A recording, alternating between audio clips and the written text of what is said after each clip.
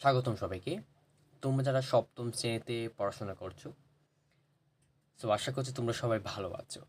So হঠাৎ করে নিশ্চয়ই তোমাদের সামনে এই ভিডিওটা চলে আসছে, রাইট? যেহেতু চলে আসছে, একটু ক্লাসটা শেষ করে ফেলো। আজকে আমরা তোমাদের বিজ্ঞান বইয়ের যে পঞ্চম অধ্যায় রয়েছে, অর্থাৎ যে পরিপাকতন্ত্র ও রক্ত সংবহন তন্ত্রের যে অধ্যায়টি রয়েছে, আমরা সেই অধ্যায়টা পড়ার চেষ্টা করব। একদম সম্পূর্ণ ধরে ধরে বই থেকে লাইন টু লাইন পড়ার চেষ্টা করব। ওকে বাচ্চারা, তাহলে চলো কথা না বাড়ে আমরা আজকে ক্লাসটা শুরু করছি। তাহলে দেখো তো আমাদের অধ্যায়ের নাম কি? আমাদের অধ্যায়ের নাম হলো, একটু কালারটা নিয়ে আমি একটু কালার নিব, ইয়েস। ওকে, তো আমাদের অধ্যায়ের নাম হলো পরিপাক তন্ত্র এবং রক্ত সংবহন তন্ত্র। দুইটা টপিক খুবই গুরুত্বপূর্ণ তোমাদের পরীক্ষাতে, যে কোনো পরীক্ষায়, সেটা হোক অর্ধবার্ষিকী বা বার্ষিকী পরীক্ষার মধ্যে আসার সম্ভাবনা খুবই থাকে। বুঝতে পারছো? তো চলো আমরা একটু পড়ার চেষ্টা করি কি বলছে। আমরা যে খাদ্য গ্রহণ করি তাদের অধিকাংশই জটিল খাদ্য। এখন জটিল খাদ্য কি? অর্থাৎ এমন একটি খাদ্য যেখানে আমরা যে গ্রাস, এই যে গ্রাস করে খাই, বা চামচ বলো যাই বলো না কেন, যে গ্রাস, হ্যাঁ, আমরা গ্রাস করে খাই। সো দেখবে এই গ্রাসের মধ্যে কী কী থাকে? আমাদের ভাত, হ্যাঁ, তারপর ধরো ডাল, তারপর ধরো তুমি আরও নিলে মাংস, রাইট? সো এই একটা গ্রাসের মধ্যেই বিভিন্ন ধরনের আইটেম অর্থাৎ উপাদান নিয়ে তোমার একটা কি হয় বলো তো, জটিল খাদ্য তৈরি হয়। বুঝতে পারছো? এই জটিল খাদ্যদ্রব্যকে আমাদের শরীর শোষণ করে সরাসরি কাজে লাগাতে পারে না। শারীরবৃত্তীয় প্রক্রিয়ায় জটিল অদ্রবণীয় খাদ্যবস্তু নির্দিষ্ট এনজাইমের সহায়তায় দেহের গ্রহণ উপযোগী দ্রবণীয় সরল ও তরল খাদ্য উপাদানে পরিণত হওয়ার প্রক্রিয়াকে আমরা পরিপাক বলে থাকি। তাহলে পরিপাক কাকে বলে? এই যেখান থেকে আমাদের শুরু হবে সেটা হচ্ছে কি, যে শারীরবৃত্তীয় প্রক্রিয়ায় জটিল অদ্রবণীয় খাদ্যবস্তু নির্দিষ্ট এনজাইমের সহায়তায় দেহের গ্রহণ উপযোগী দ্রবণীয় সরল ও তরল খাদ্য উপাদানে পরিণত হওয়ার প্রক্রিয়াকে আমরা পরিপাক বলে থাকি। যে যন্ত্র পরিপাকে অংশ নেয় তাকে পৌষ্টিকতন্ত্র বা পরিপাকতন্ত্র বলা হয়। তাহলে আমরা এখান থেকে দুটি প্রশ্ন পেয়ে গেলাম, রাইট? সো যে যন্ত্র পরিপাকের অংশ নেয় তাকে পৌষ্টিকতন্ত্র বা পরিপাকতন্ত্র বলা হয়। আমরা কিন্তু এটার অংশ কিন্তু পেয়ে গেছি, রাইট? আচ্ছা, প্রাণী দেহের, প্রাণী বানানো একটু ভালো করে মাথা রাখবা। প্রাণী দেহের যাবতীয় জৈবনিক কাজে ক্ষুদ্রতম একক কি বলতো? ক্ষুদ্রতম একক হচ্ছে কোষ। বেঁচে থাকার জন্য প্রতিটি কোষের প্রয়োজন অক্সিজেন ও খাদ্য। বিপাকের ফলে কিছু অপ্রয়োজনীয় ও ক্ষতিকর বস্তু তৈরি হয়, সেগুলো অপসারণ অত্যন্ত প্রয়োজনীয় হয়। তো সুতরাং দেখা যাচ্ছে দেহে সকল অঙ্গ প্রত্যঙ্গ ও তন্ত্রের মধ্যে যোগাযোগ থাকা আসলে কি বলতো প্রয়োজন। বুঝতে পারছি? আচ্ছা, অর্থাৎ আমাদের শুরুর যে পেজটুকু আছে সেখান থেকে কিন্তু আমরা তিনটি প্রশ্ন পেয়েছি। ওকে, এবার আসো আমাদের সবচেয়ে গুরুত্বপূর্ণ টপিক, সেটা হচ্ছে পার্ট 1। সেটা হচ্ছে আমাদের খাদ্য পরিপাক। কি বলতো খাদ্য আমাদের কি বলতো পরিপাক, রাইট? সো এটা কি বলতো খাদ্য আমাদের পরিপাক।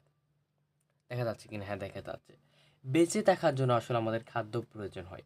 আমরা কি কি খাদ্য খাই বা খাদ্য কেন খাই, নিম্নে প্রশ্ন উত্তরের মাধ্যমে আমরা তা জানার চেষ্টা করি। এখানে 5টি প্রশ্ন দিয়েছে, চলো আমরা এগুলো একটু পড়ার চেষ্টা করব। দেখো, 1, আমাদের দেহে খাদ্যের প্রয়োজনীয়তা কি? প্রধান 3টি শ্রেণীর খাদ্যগুলো আসলে কি, যে কিভাবে 3 শ্রেণীর খাদ্য আমাদের দেহে চাহিদা মেটায়। তারপর হচ্ছে কি ভিটামিন ও খনিজ লবণের প্রয়োজনীয়তা কি? হজম হয় না এমন আঁশযুক্ত খাবারের প্রয়োজনীয়তা কি? কি ধরনের খাবারে এটা আসলে পাওয়া যায়?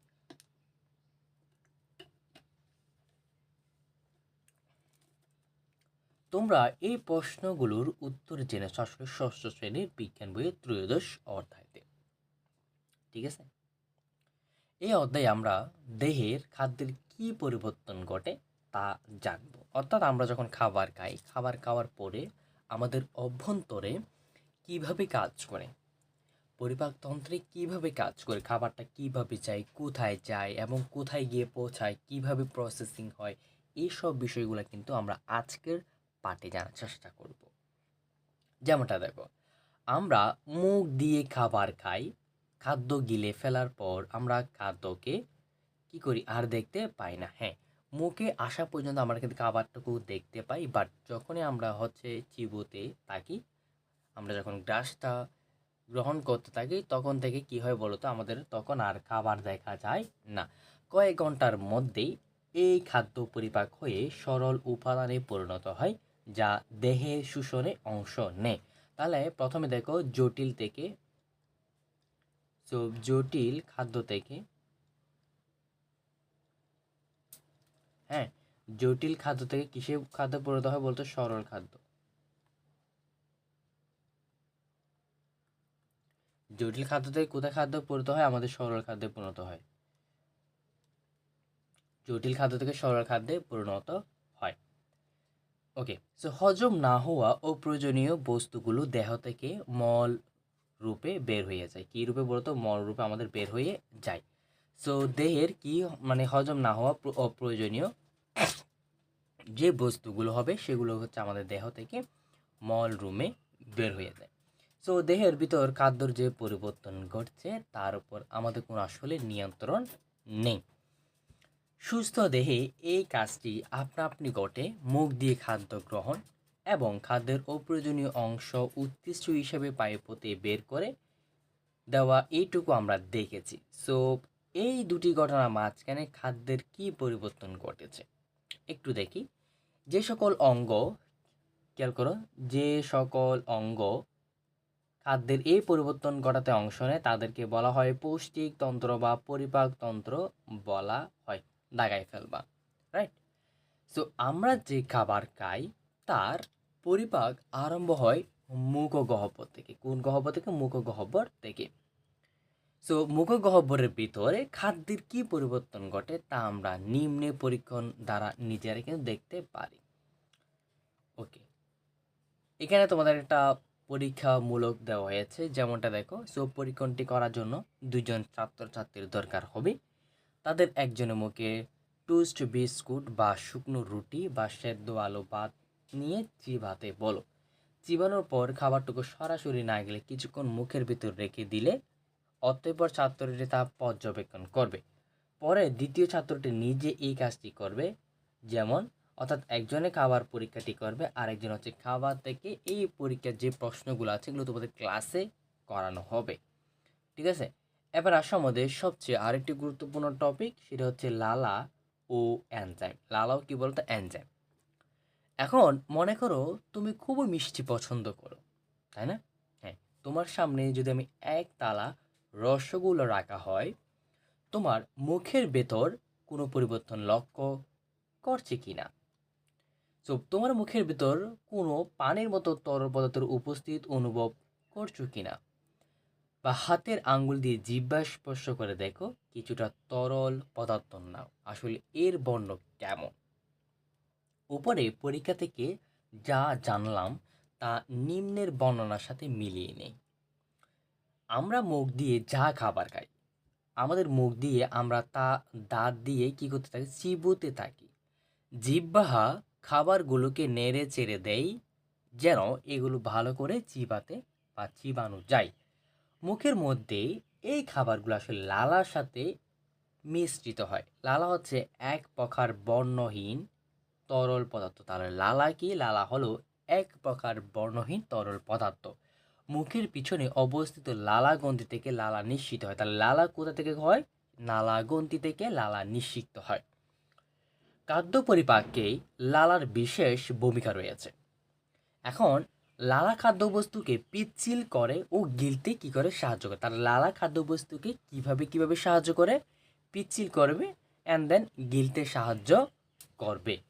লালায় এক ধরনের অনুঘটক বা এনজাইম থাকে। তাহলে লালায় কি থাকে বলতো? অনুঘটক বা এনজাইম থাকে। তাহলে এই এনজাইমটা কোথায় পাওয়া যাবে? আমরা কোথায় পাবো এক্স্যাক্টলি? সেটা হচ্ছে লালাতে পাবো। সো তোমরা হয়তো এখন ভাবছো এনজাইম কি? এনজাইম হলো এমন একটি বস্তু যা খাদ্য বস্তুর সাথে মিশে রাসায়নিক ক্রিয়ার সাহায্য করে, কিন্তু ক্রিয়া বিক্রিয়া শেষে নিজেই অপরিবর্তিত থাকে, অর্থাৎ পরিবর্তন হয় না। সে অন্যকে পরিবর্তন করে, বাট সে নিজেই পরিবর্তন হয় না, বা সে আগে যেমন ছিল সেরকমই থাকে। এখন নির্দিষ্ট তাপমাত্রা পর্যন্ত এনজাইম ভালো কাজ করে। নির্দিষ্ট এনজাইম নির্দিষ্ট কাজ করে, যেমন ট্রিপসিন এনজাইম শুধু আমিষের উপর কাজ করে। কি কাজ করবে? ট্রিপসিন কি কাজ করে? ট্রিপসিন হচ্ছে শুধু এনজাইম আমিষের উপর কাজ করে। এখন লালার এনজাইম শ্বেতসারকে পরিবর্তন করে। লালার এনজাইম কাকে পরিবর্তন করে? শ্বেতসারকে পরিবর্তন করে শর্করায়, অর্থাৎ মল্টুসে পরিণত করে। সবচেয়ে গুরুত্বপূর্ণ একটা লাইন কিন্তু। এই কারণে শর্করা জাতীয় খাবার চিবানোর পর কিছুক্ষণ মুখে রাখলে মিষ্টি লাগে। সবসময় দেখবে শর্করা জাতীয় খাবার মানে কি? শাকসবজি, ফলমূল, তুমি যাই মুখে নেবে না কেন, কিছুক্ষণ পর আমাদের কি লাগবে বলতো? মিষ্টি মিষ্টি একটি স্বাদ পাবো। মিষ্টি মিষ্টি একটা কী পাবো বলতো? স্বাদ আমরা পাবো। জিহ্বা আমাদের খাদ্যবস্তু গিলতে কি করে? সাহায্য করে। তাহলে কে আমাদের খাদ্যবস্তু গিলতে সাহায্য করে? সবাই একটু বলবা। সেটা হচ্ছে আমাদের জিহ্বা আমাদের খাদ্যবস্তু গিলতে সাহায্য করে। মুখের শেষ প্রান্ত থেকে দুটি নল আমাদের দেহের ভিতরে নেমে গিয়েছে। এদের একটি অন্ননালী এবং অন্যটি হচ্ছে শ্বাসনালী। তাহলে একটি অন্ননালী আর একটি কি বলতো? শ্বাসনালী। অনেক সময় দেখবা খাবার খাওয়ার সময় অনেকের হচ্ছে মাথার উপর বাত উঠে যায়। এটা হচ্ছে তোমাদের বিভিন্ন আঞ্চলিক ভাষায় বিভিন্ন ধরনের বলতে পারে, বাট বেসিক্যালি বইয়ের ভাষা হচ্ছে খাওয়ার সময় যদি খাওয়ার সময় এই অন্ননালীর খাবারগুলো যদি শ্বাসনালীতে চলে যায়, তখন তার শ্বাস নিতে ব্যাঘাত ঘটে। তখন সেটা যেই ব্যক্তি হোক না কেন, তখন তার একটা সিচুয়েশন অন্যদিকে একটা হয়ে যায়, অনেক সময় এটা অ্যাক্সিডেন্টও হয়ে যায়। ঠিক আছে? সো আরেকটা আমাদের মাথায় রাখতে হবে, সেটা হচ্ছে শ্বাসনালীর পিছনে আমাদের অন্ননালী। অনেকে যারা হচ্ছে তাড়াহুড়ো করে খাবার খায়, তাদের অনেক সময় দেখা যায় অন্ননালীতে খাবার না গিয়ে শ্বাসনালীতে পৌঁছায়। আমরা চিত্র মাধ্যমে দেখার চেষ্টা করব একটু। আমরা চিত্র মাধ্যমে একটু জাস্ট খেয়াল করো। এখানে ধরো দুটি নল, রাইট? এখানে তো দুটি নল, একটা হচ্ছে এই যে এটা হচ্ছে শ্বাসনালী, এই এই একটা এবং এটা একটা, দুটি। এই যে শুরুতে যে বিন্দুটা দিয়েছি এটাকে বলা হয় শ্বাসনালী, এবং এটা হচ্ছে অন্য নালী। এবার আমরা যারা পরিপাক তন্ত্র, তাহলে শ্বাসনালীর পরে তাকে কি বলতো? অন্য নালী। এখন আমরা শিখবো কি? এটা আমরা এখন দেখব পরিপাক তন্ত্র। আমরা আগে জেনেছি জীবন ধারণের জন্য চাই খাদ্য। আমরা জটিল খাদ্য খেয়ে থাকি। আমরা এও জেনেছি জটিল খাদ্য দেহকোষ সরাসরি গ্রহণ করতে পারে না। অর্থাৎ মুখের মধ্যে আমরা যে খাবারটুকু পাই, এটাকে যদি আমরা না চিবে সরাসরি আমাদের শরীর এটা কী করতে পারে না? গ্রহণ করতে পারে না। এটাই বলছে। সেই জন্য জটিল খাদ্যকে রাসায়নিক প্রক্রিয়াতে সরল, শোষণ উপযোগী ও পানিতে দ্রবীভূত করা প্রয়োজন। জটিল খাদ্য কী করতে হয় বলতো? রাসায়নিক প্রক্রিয়াতে সরল, শোষণ উপযোগী ও পানিতে দ্রবীভূত করা প্রয়োজন। এই কাজকে খাদ্যের হজম ক্রিয়া বা পরিপাক বলা হয়। হজম কাজ সম্পন্ন করার জন্য বিভিন্ন অঙ্গ নিয়ে গঠিত পৌষ্টিক নালী বা পৌষ্টিক নালীর সাথে কতগুলো জারক রস ও সাহায্যকারী এনজাইম নিষিক্তকারী গ্রন্থি কিন্তু থাকে। সেগুলো কি কি দেখো তো? মুখছিদ্র, মুখগহ্বর, অন্ননালী, পাকস্থলী, ক্ষুদ্রান্ত এবং বৃহদান্ত্র নিয়ে পৌষ্টিক নালী আসলে গঠিত হয়। তাহলে পৌষ্টিক নালী কি কি দিয়ে গঠিত হয়? মুখছিদ্র, মুখগহ্বর, অন্ননালী, পাকস্থলী, ক্ষুদ্রান্তর এবং বৃহদান্ত্র নিয়ে পৌষ্টিক নালী কি হয়? গঠিত হয়। এছাড়া পৌষ্টিক নালীর সাথে রয়েছে বিভিন্ন এনজাইম বা জারক রস নিঃসরণকারী 3 ধরনের গ্রন্থি। সেগুলা কি কি? এক, লালা গ্রন্থি মুখস্থ রাখবে, অগ্নাশয় এবং যকৃৎ। এবং কি বলতো? যকৃৎ। এটাকে আমরা যকৃৎ, এটাকে কলিজা আমরা বলি, কলিজা, এটাকে হচ্ছে কলিজা বলা হয়,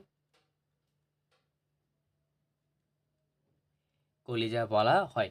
তাহলে নিঃসরণকারী 3 ধরনের গ্রন্থি, একটা হচ্ছে লালা গ্রন্থি, অগ্নাশয় গ্রন্থি, যকৃৎ। এই ছাড়া পাকস্থলী ও ক্ষুদ্রান্তের প্রাচীরও আছে, আরও এনজাইম ও জারক রস নিঃসরণকারী ক্ষুদ্র ক্ষুদ্র গ্রন্থি। এবার আসো আমাদের পরিপাক নালী বা পৌষ্টিক নালী মুখগহ্বর থেকে শুরু হয়ে মলদ্বার পর্যন্ত বিস্তৃত। কি দ্বার পর্যন্ত? মলদ্বার পর্যন্ত বিস্তৃত। তোমরা একটু দেখার চেষ্টা করো চিত্রটা। আমাদের এই মুখগহ্বর থেকে শুরু হয়ে এখানে মলদ্বার এইটুকু পর্যন্ত, ঠিক আছে, আমাদের পৌষ্টিক নালী বা পরিপাক নালী এটা আসলে বিস্তৃত, এটাই বলছে।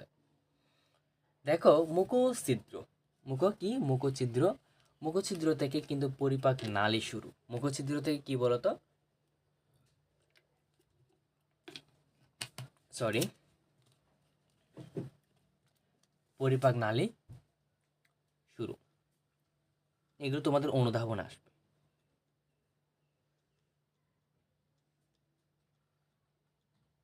এগুলো তোমাদের অনুধাবন আসবে, সো এগুলো 100% শিখে ফেলতে।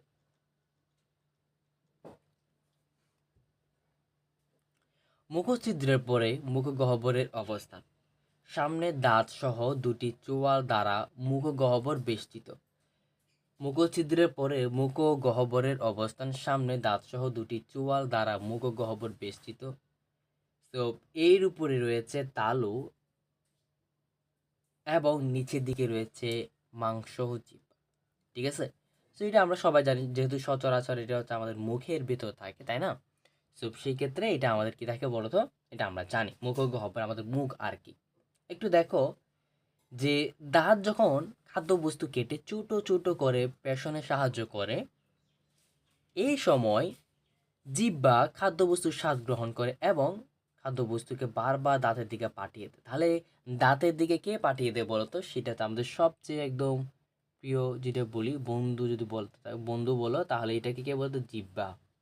কে? জিহ্বা আমাদের কি করে? খাদ্যবস্তুকে স্বাদ গ্রহণ করে এবং খাদ্যবস্তুকে বারবার দাঁতের দিকে পাঠিয়ে চিবাতে সাহায্য করে। এখন দেখো, লালা গ্রন্থি থেকে নিঃসিক্ত লালা খাদ্যকে পিচ্ছিল করে এবং খাদ্যবস্তুকে গিলতে সাহায্য করে। বুঝতে পারছি? হ্যাঁ। লালা রসে এক ধরনের উৎসেচক বা এনজাইম আছে যা শ্বেতসারকে আংশিক ভেঙে শর্করা পরিণত করে।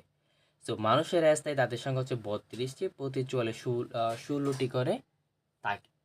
এখন আসো, এই 16টির মধ্যে অর্থাৎ এই 32টির মধ্যেই আবার 4 প্রকার কি আছে বল? দাঁত আছে। যেমন কর্তন দাঁত, ছেদন দাঁত, অগ্রপেষণ দাঁত এবং পেষণ দাঁত।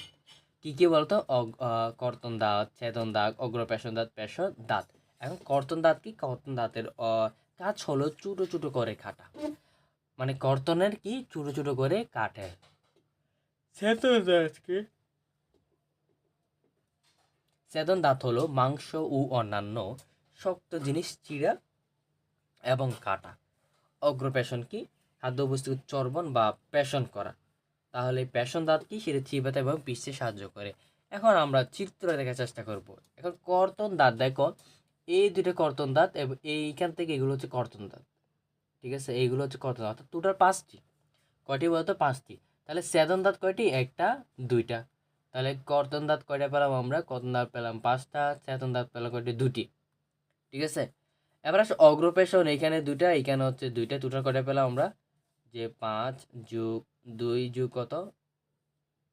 4।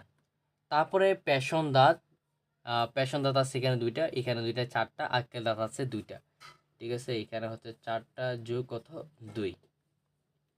তাহলে কয়টা হয়?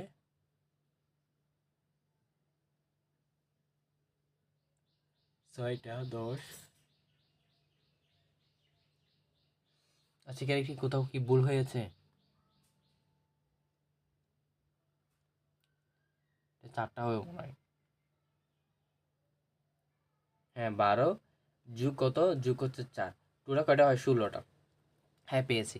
কর্তন দাঁত হচ্ছে 4টা। কর্তন দাঁত কয়টি? কর্তন দাঁত হচ্ছে 4টি, ছেদন দাঁত হচ্ছে 2টা, তারপরে অগ্রপেষণ দাঁত হচ্ছে 2টা, পেষণ দাঁত হচ্ছে 2টা এবং আক্কেল দাঁত হচ্ছে একটা। টোটাল কয়টা হয়? 16টা। অর্থাৎ আমার একটি উপরিভাগে 16টি করে থাকে এবং আরেকটি অন্য চলে কয়টি করে থাকবে? বাকি 16টা। বুঝতে পারছো? আচ্ছা,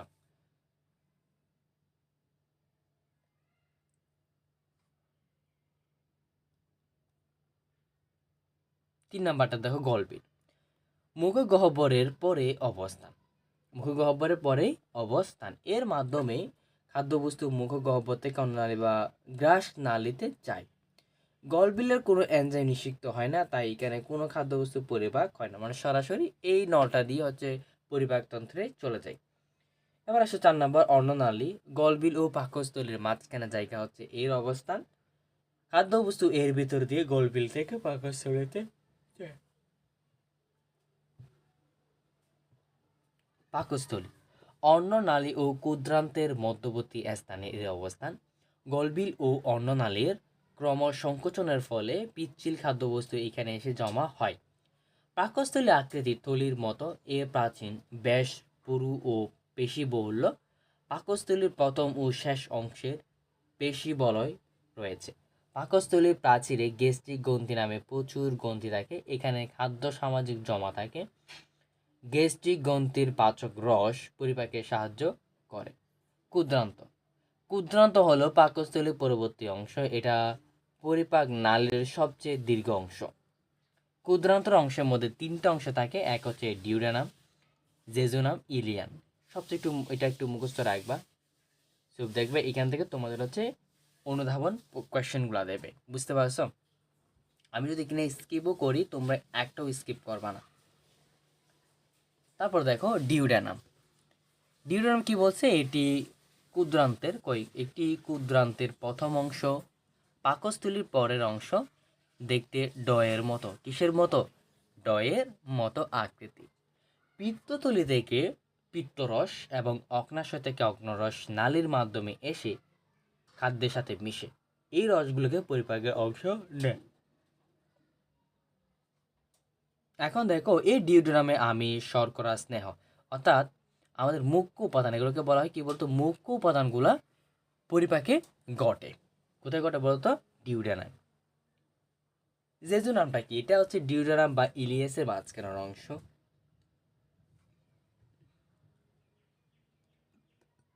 গ নাম্বারটা কি বলছে? ইলিয়াম। এটা ক্ষুদ্রতমের শেষ অংশ।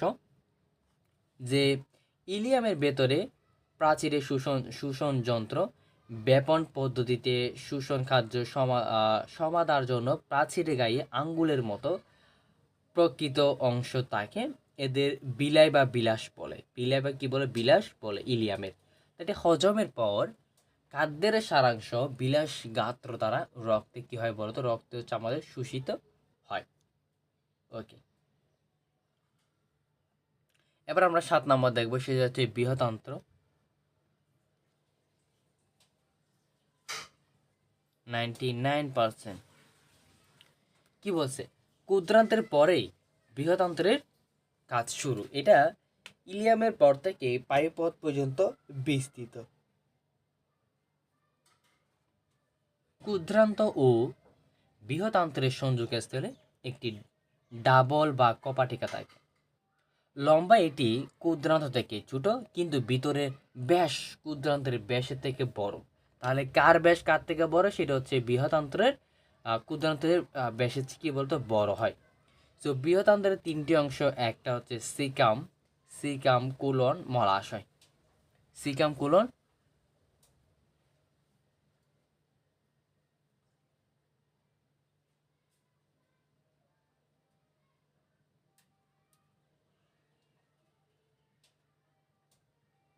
তোমাদের জন্য একটা শর্টকাট খুঁজতেছি, সেটা হচ্ছে শিকোমল, শিকোমল নাকি মশিকো, কুসিম। ইয়াস, এটা মাথায় রাখতে, সেটা হচ্ছে কুসিম, কুসিম, কুসিম। ঠিক আছে, কুসিমটা কীভাবে মনে রাখবে? সেটা হচ্ছে কুসিম হচ্ছে সিকাম, তারপর হচ্ছে কোলন এবং হচ্ছে মলাশয়। মলাশয় বৃহতন্ত্রের শেষ প্রান্ত। মলাশয় কি বলো? বৃহতন্ত্রের শেষ প্রান্ত। সো দেখতে কয়েকটা তলির মতো হয়। খাদ্যের অপাচ্য এবং হজমতন্ত্রের অংশ হচ্ছে এখানে মলাশয়ে জমা হয়।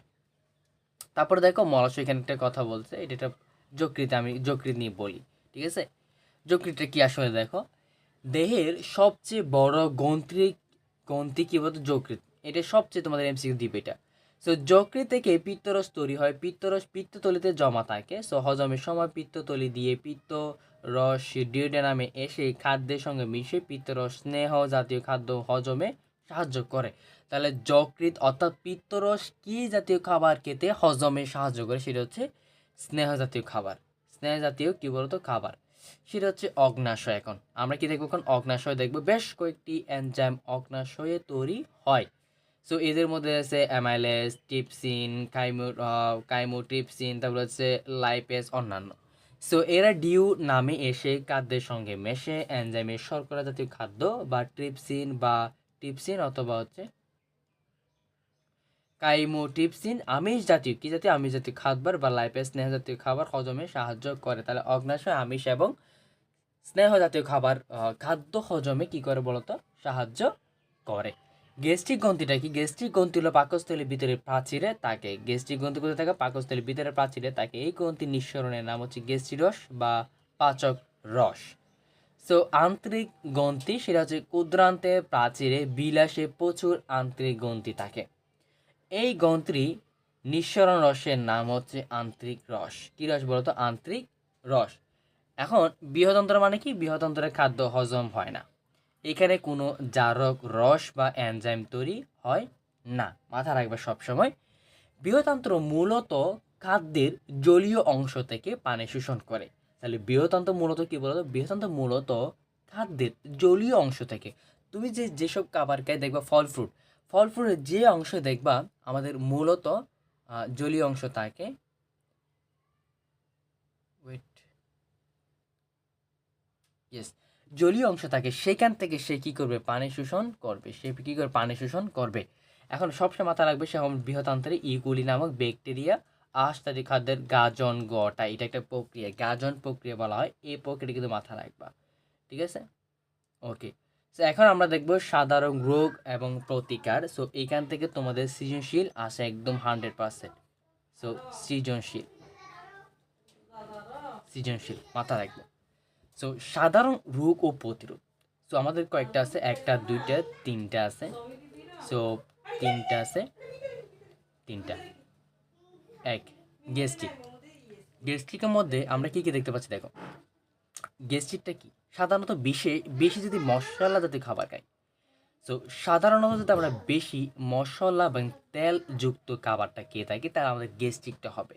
সো কি কি হবে দেখো, যদি খাবারে অনিয়ম বা বুক জ্বালা এরকম আমাদের হবে। গ্যাস্ট্রিকটার ক্ষেত্রে আমাদের কি হবে? ম্যাক্সিমাম দেখবে এখন সকল বাচ্চাদের, হ্যাঁ ম্যাক্সিমাম এই সকল বাচ্চাদের গ্যাস্ট্রিক এই বিষয়টা কিন্তু একদম ডাউনফল হয়। সো মাথা রাখবা গ্যাস্ট্রিকটা। তো সাধারণত বেশি মশলা ও তেলযুক্ত খাবার খেলে বা খাওয়ার অনিয়ম করলে বুক জ্বালা বা অম্বল করে। সো এতে পেটে বাড়তি অ্যাসিড তৈরি হয় আর তা থেকে পেট বা বুকের মাঝখানে একটা অস্বস্তি বা জ্বালার ভাব হয়। সো গলা ও পেট জ্বালা করে এবং পেটের ব্যথা সহ বিভিন্ন উপসর্গ দেখা দেয়। সময় মতো এই রোগের চিকিৎসা না হলে পাকস্থলী ও অন্ত্রে আসলে ক্ষতের সৃষ্টি হয়। যেটা এই যে ক্ষতের কথা বলছে না, ক্ষত যখন সৃষ্টি হয় তাহলে দেখো তুমি যে কোনো খাবার খেলে তোমার আহ, বুক জ্বালা বা এসিড এসিড একটা ভাব আসবে। এইটাকে বলা হয় গ্যাস্ট্রিক আলসার। আমাদের বাংলাদেশের ম্যাক্সিমাম 70% মানুষ এই রোগটার মধ্যে ভোগে। সো নিয়মিতভাবে কম মশলা ও কম তেলযুক্ত খাবার খাওয়া এবং সমসম্মত খাদ্য গ্রহণে অভ্যাস করলে এই রোগটা আসলে প্রতিরোধ করা যায়। 2, আমাশয়। আমাশয় আমাদের দেশে একটি অতি পরিচিত রোগ। এই ধরনের আমাশয় দেখা যায়। সো অ্যামিবিটিক আমাশয় এবং আরেকটা হচ্ছে কি আমাদের ভেসিলারি আমাশয়। একটা হচ্ছে কি, এক হচ্ছে আমাদের আমাশয়ের মধ্যে দুটো আমাশয় আছে, সেটা হচ্ছে অ্যামিবিটিক আমাশয়, দুই হচ্ছে বেসিলারি আমাশয়। তো প্রধানত এন্টিভিয়া, কি বলতো, প্রধানত এন্টিভিয়া নামক এক প্রকার এককোষী প্রাণী মানুষের অন্ত্রে প্রবেশ করে। এই ধরনের রোগ দেখা যায়। এই রোগের উপসর্গ হলো তলপেটে ব্যথা, মলের সাথে রক্তের বা স্লেমা বের হওয়া, নলকূপের পানি বা ফুটানো পানি। তাহলে আমাদের কী কী খাইতে হবে সেদিকে মাথা রাখো। নলকূপের পানি বা ফুটানো পানি পান, পানি ও শাকসবজি যাতে দূষিত না হয় সেই দিকে খেয়াল রাখা, মাছি, তারপরে আরশোলা, খাদ্যবস্তু, এইসব কিন্তু আমাদের কি করে বলতো রোগ প্রতিরোধ করা সম্ভব। সো এই ধরনের রোগী অবশ্যই ওষুধ সেবনে। এই যে অ্যামিবিক আমাশয় এটা আসলে আমাদের বাসা বাড়িতে হয়, মানে ম্যাক্সিমাম তুমি যদি বলি বাড়িতেই হবে, এটা আমাদের বাড়িতেই হয়, বুঝতে পারছো? এবার আসো বেসিলারি আমাশয়।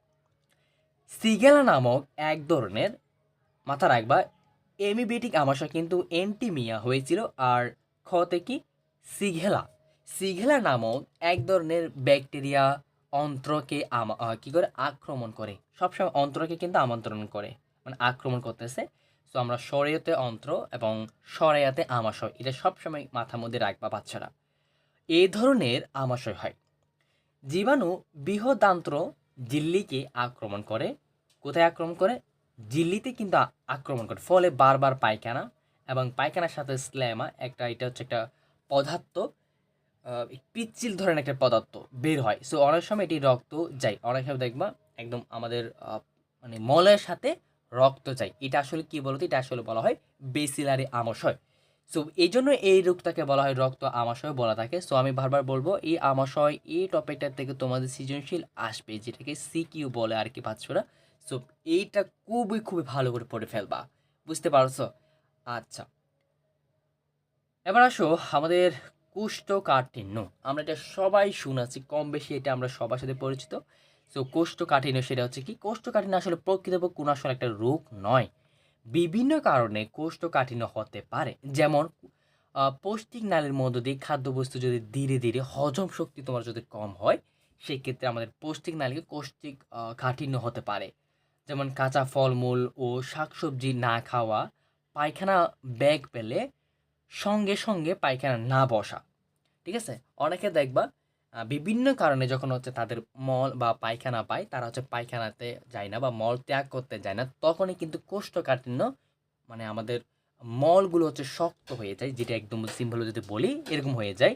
সো এখন কি করতে হবে দেখো, নিয়মিত আসলে মল ত্যাগের অভ্যাস করে তুলতে হবে। সো নিয়মিত শাকসবজি খেতে হবে, ফলমূল ও আঁশযুক্ত খাবার খাওয়ার মাধ্যমে কিন্তু আমাদের এই অসুবিধা থেকে আমরা দূর করতে পারি, বা এই কোষ্ঠকাঠিন্য থেকে আমাদের নিজেকে মুক্ত রাখতে পারে। আচ্ছা, এখন একটু দেখো পরিপাকের যন্ত্র, সেটা পরিপাকের যন্ত্রের মধ্যে আমাদের কি কি আছে, সেটা হচ্ছে দাঁত, খাদ্যবস্তু এবং খাওয়া। দাঁত, খাদ্যবস্তু এবং কি বলতো খাওয়া, এই তিনটা একটু দেখে ফেললে আশা করছি তোমরা বুঝতে পারবা। এবার আসো আমরা সবচেয়ে একদম গুরুত্বপূর্ণ যে টপিকটা, সেটা হচ্ছে রক্ত সংবহন তন্ত্র। বুঝতে পারছি? খেয়াল করো, যে প্রক্রিয়ায় প্রাণীদেহে রক্ত পরিবহনের কাজ সম্পন্ন করে তাকে সংবহন প্রক্রিয়া বলে। যে প্রক্রিয়ায় প্রাণীদেহে রক্ত পরিবহনের কাজ সম্পন্ন হয় তাকে সংবহন প্রক্রিয়া বলে। যেমন আমরা একটু দেখো, রক্ত হৃৎপিণ্ড ধমনী, রক্ত হৃৎপিণ্ড ধমনী, শিরা এবং লসিকা ও লসিকাবাহী নালীর সমন্বয়ে মানব দেহের সংবহনতন্ত্র গঠিত হয়। তাহলে আমাকে আবার একটু বলো তো, সংবহনতন্ত্রে কি কি আছে? রক্ত, হৃৎপিণ্ড, ধমনী, শিরা, লসিকাবাহী নালীর সমন্বয়ে আমাদের মানব দেহের সংবহনতন্ত্র আসলে কি হয় বলতো গঠিত হয়। এই তন্ত্রের মাধ্যমে দেহে রক্ত সঞ্চারিত হয় বলে তাকে রক্ত সংবহন বলে। দেখো, রক্ত কিন্তু হৃৎপিণ্ডে যায়, এখন হৃৎপিণ্ডে ধমনী দিয়েও যায়, শিরা দিয়েও যায়, লসিকা দিয়ে যায়। সো এগুলো এক একটা আমার কি বলতো সংবহন তন্ত্র। এই সংবহন তন্ত্রের মধ্যে যখন রক্ত সঞ্চালিত হয়, রক্ত কি হয় বলতো সঞ্চালিত হবে, তখন এটাকে বলা হয় রক্ত সংবহন তন্ত্র। যেমনটা দেখো, হৃৎপিণ্ড, রক্ত ও রক্তবাহী নালিকার সমন্বয়ে রক্ত কিন্তু সংবহন তন্ত্র আসলে কি হয় বলতো গঠিত হয়। এখন আমরা জানবো রক্ত ও রক্তের কিন্তু উপাদান। তোমরা মুরগি, গরু, ছাগল জবাই করতে দেখেছো, রাইট? সো জবাই করার সময় কত স্থান থেকে ফিনকি দিয়ে রক্ত বেরোচ্ছে, টিপ টিপ, মানে এরকম ফুটা ফুটায় আকারে রক্ত বের হয়। আসলে কিন্তু রক্ত এরকম থাকে না, রক্ত আসলে দেখতে এরকম গোল আকার। রক্ত দেখতে আসলে কি বলতো এরকম কিছু একটু গোল আকার টাইপের, ঠিক আছে? সো এখন রক্তের মধ্যে দুটি উপাদান, কয়টি উপাদান বলতো? দুটি উপাদান, এক হচ্ছে রক্তরস এবং আরেকটা হচ্ছে রক্ত কণিকা, যেটা তোমাদের বইতে। আর একটু দেখো, সবসময় মাথায় রাখবা রক্তরস হচ্ছে আমাদের শরীরের 55%। কত পার্সেন্ট বলো তো? 55। এই 100 ভাগের রক্তরসই কি আমছে 55%, এটাকে প্লাজমাও বলা হয়। এটাকে কি বলা হয়? প্লাজমাও বলা হয়, মাথা রাখবা। এখন আসো রক্ত কণিকা। রক্ত কণিকা আমাদের শরীরে কত পার্সেন্ট বলো তো? 45%। বুঝতে পারছো? আচ্ছা, আমরা পাশের চিত্রটি আছে, এটা একটু দেখার চেষ্টা করব। আমাদের রক্তের মধ্যে লোহিত রক্তকণিকা থাকে, অণুচক্রিকা, তারপর হচ্ছে শ্বেত রক্তকণিকা। তাহলে রক্তকণিকা কয় প্রকার? রক্তকণিকা হচ্ছে 3 প্রকার। এক, লোহিত রক্তকণিকা, অনুচক্রিকা, তারপর হচ্ছে শ্বেত রক্ত কণিকা। খেয়াল করো 1 নাম্বার রক্তরস। রক্তরস আসলে রক্তের তরল একটি অংশ। সাধারণত রক্তের শতকরা 55 ভাগ কিন্তু রক্তরস। সাধারণত রক্তের শতকরা কত ভাগ বলতো? 55 ভাগই রক্ত রস। এতে কি কি দেখো তো? এতে হচ্ছে আমাদের আমিষ, লবণ ও অন্ত্র থেকে শোষিত খাদ্য উপাদান থাকে। রক্তরসে রক্তকণিকা ভাসমান অবস্থায় থাকে। একটু পয়েন্টগুলো মনে রাখবা। এতে ফাইব্রিনোজেন নামক একটি উপাদান থাকে যা রক্ত জমাট বাড়তে কি করে? রক্ত জমাট বাড়তে সাহায্য করে। আমি তোমাদের একটা এমসিকিউ আমি জিজ্ঞেস করতেছি, বহু নির্বাচনী। রক্ত জমাট বাড়তে কে সাহায্য করে আসলে? সেটা হচ্ছে ফাইব্রিনোজেন নামক একটি উপাদান। ফাইব্রিনোজেন নামক একটি কি বলতো? উপাদান আমাদের কি করে বলতো? রক্ত জমাট বাড়তে সাহায্য করে। খেয়াল করো, আমাদের রক্তরসে বিভিন্ন ধরনের অক্সিজেন, খাদ্য, সার, হরমোন ইত্যাদি কি করে বলতো? আমাদের এগুলো বহন করে। দেহের বিভিন্ন অংশে ক্ষতিকারক যেমন carbon dioxide, urea, uric acid ইত্যাদি বহন করে বিভিন্ন রেচন অঙ্গের মাধ্যমে দেহ থেকে বের করে দেয়। রক্তকণিকা হচ্ছে 3 ধরনের। এক, লোহিত রক্তকণিকা, শ্বেত রক্তকণিকা, অনুচক্রিকা। আমাদের আরো কতটুকু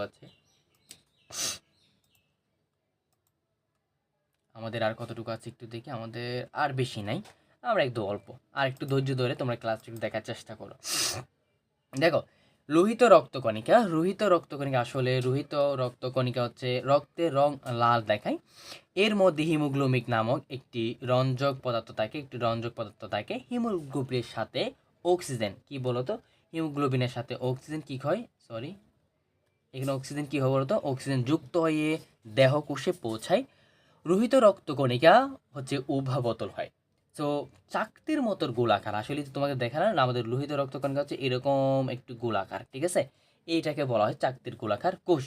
পরিণত লোহিত রক্তকণিকা সে নিউক্লিয়াস থাকে না। লোহিত রক্তকণিকা যকৃৎ এবং অস্থিমজ্জায় কি হয় বলতো? তৈরি হয়। যকৃৎ মানে মনে আছে? আমি তোমাদের কিছুক্ষণ আগেই কলিজার কথা বলেছিলাম। ইয়েস, ওইখানে কিন্তু এটা কি হয় বলতো? উৎপন্ন হয়। আচ্ছা, আমি একটু আইসিএস আর একটু কমাই দিত, মানে কেমন ফুটেজ আছে একটু দেখার চেষ্টা করতেছি। আচ্ছা, এতটুকুই থাক। এবার আসো 2 নাম্বারটা, শ্বেত রক্তকণিকা। শ্বেত রক্তকণিকা কিন্তু লোহিত রক্তকণিকার চেয়ে আকারে কিছুটা বড় এবং অনিয়মিত আকারে হয়। এদের নিউক্লিয়াস থাকে, প্লীহা বা অস্থিমজ্জায় এদের জন্ম হয়। তো দেহে বিভিন্ন রোগ জীবাণু প্রবেশ করলে শ্বেত রক্তকণিকা সেগুলোকে আসলে কি করে? ধ্বংস করে।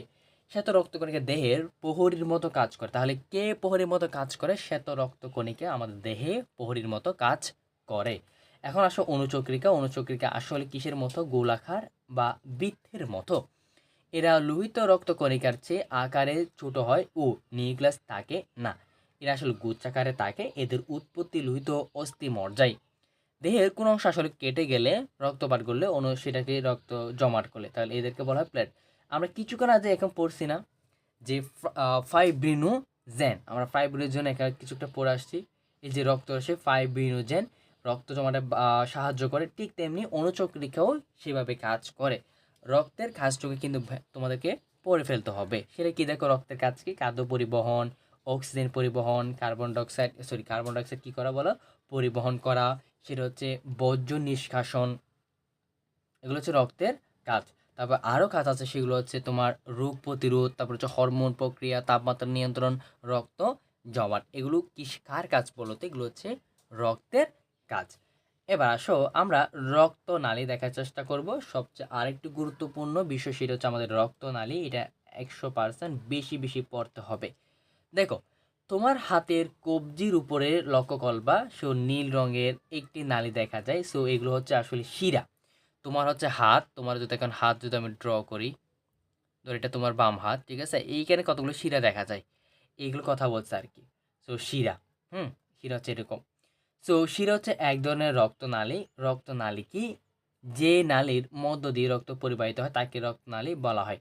আমাদের আসলে 3 ধরনের রক্তনালী আছে: ধমনী, শিরা, কৌশিক নালী। তাহলে যে নালীর মধ্য দিয়ে রক্ত পরিবাহিত হয় তাকে রক্তনালী বলে। এবং আমাদের দেহে 3 ধরনের রক্তনালী আছে, সেগুলো কি কি? ধমনী, শিরা এবং কৌশিক নালী। একটু দেখার চেষ্টা করি। তোমাদের হচ্ছে এখান থেকে প্রশ্ন আসবে, তোমাদের প্রশ্ন দিতে পারে, তাই সূত্রগুলো একটু ভালো করে একদম ধমনী এবং শিরা কৌশিক নালী একটু মানে লেখার চেষ্টা করবা, ঠিক আছে? সো ধমনীটা কি আসলে? ধমনী হলো যে সকল রক্তবাহী নালী হৃৎপিণ্ড থেকে উৎপন্ন হয়ে দেহের বিভিন্ন অঙ্গে রক্ত পরিবহন করে, তাকে আমরা ধমনী বলে থাকি। সো এরা দেহের ভিতর থেকে অবস্থিত। সো ধমনীর প্রাচীর হচ্ছে পুরু, এগুলো একটু মনে রাখলে হবে। সো এই যে কপাটিকা থাকে না বা ধমনী অক্সিজেন সমৃদ্ধ রক্ত পরিবহন করে। শিরা, শিরা আসলে কি? শিরা হচ্ছে রক্তনালী দ্বারা মাথা রাখবা বিভিন্ন অংশ থেকে রক্ত হৃৎপিণ্ডে যায়। কোথায় যায়? হৃৎপিণ্ডে যায়। আর দমনে কোথায় যায়? বিভিন্ন অঙ্গের। তাহলে আমাদের শরীরের সব জায়গাতে কি পাওয়া যায় বলো তো? দমনে পাওয়া যায়, কিন্তু শিরা পাওয়া যাবে কোথায়? হৃৎপিণ্ডে।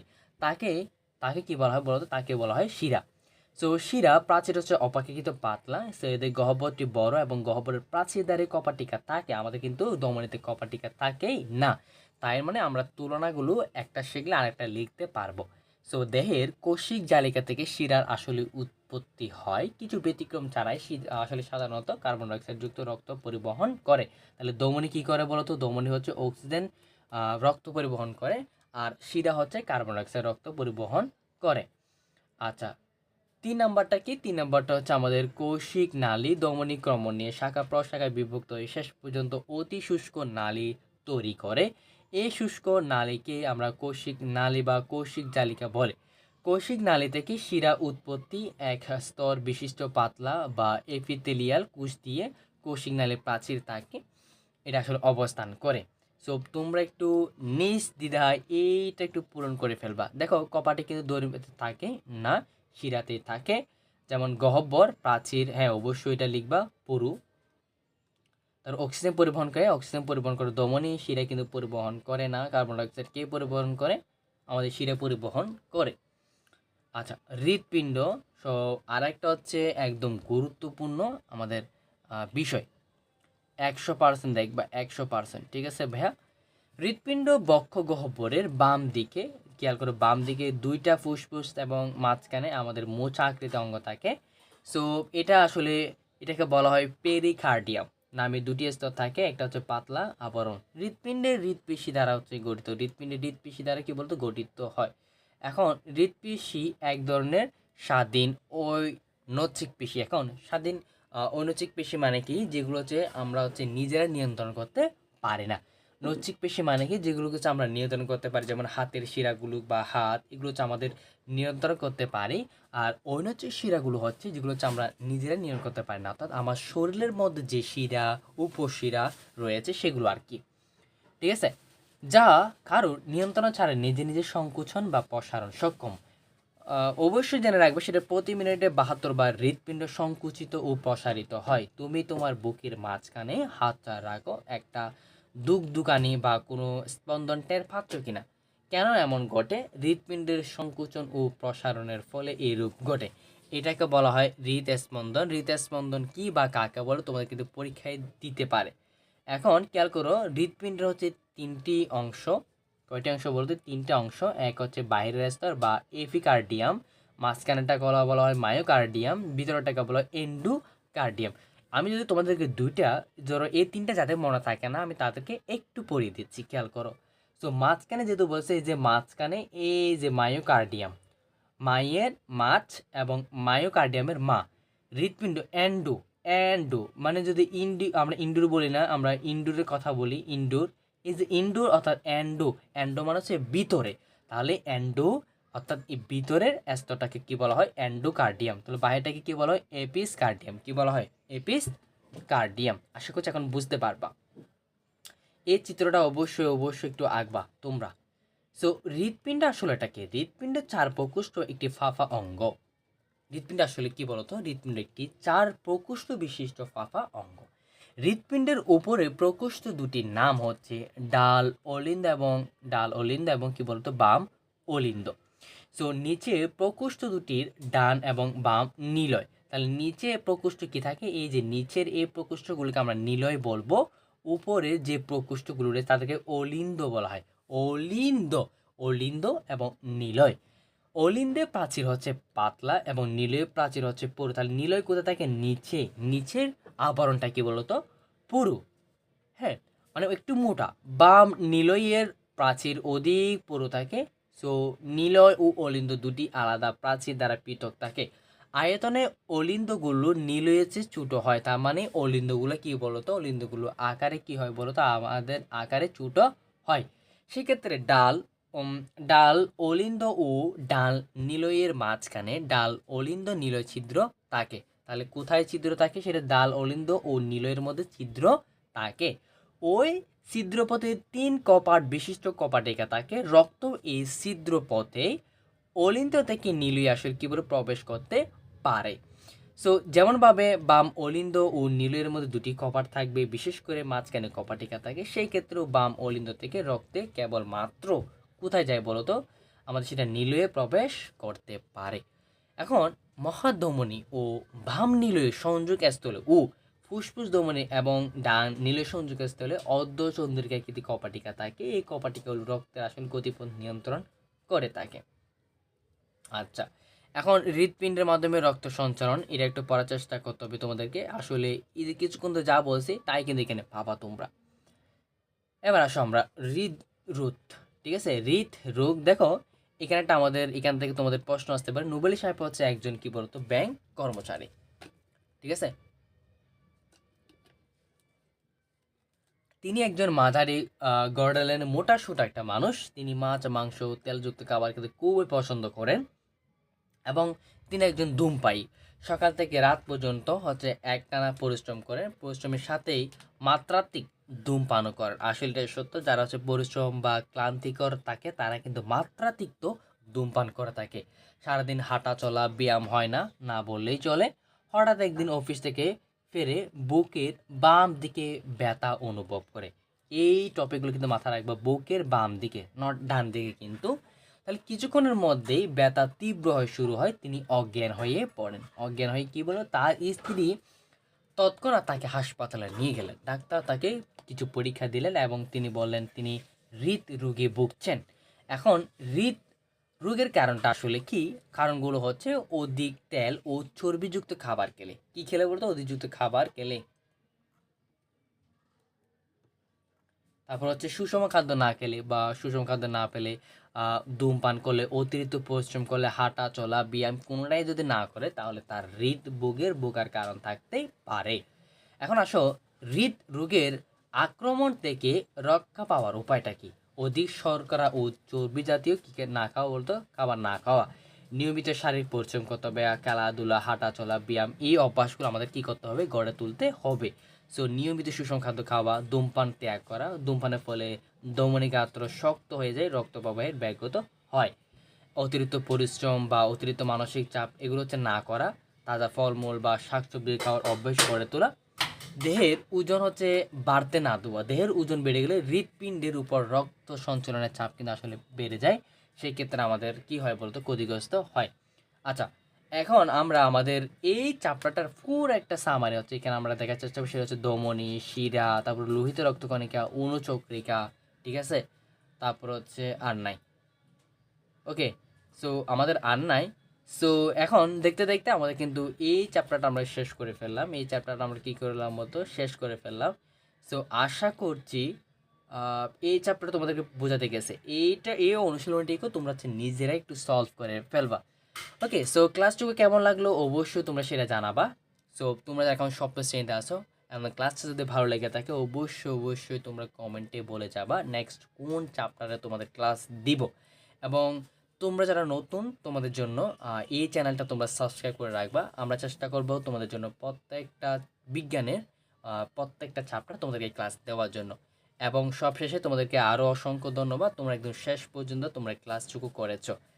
সো আমার জন্য একটু দোয়া করবা যাতে আমি সুস্থ থেকে তোমাদেরকে আরও ক্লাস নিয়ে নিতে পারি। ওকে, সো দেখা হবে আমাদের আরেকটি কোনো ক্লাসে।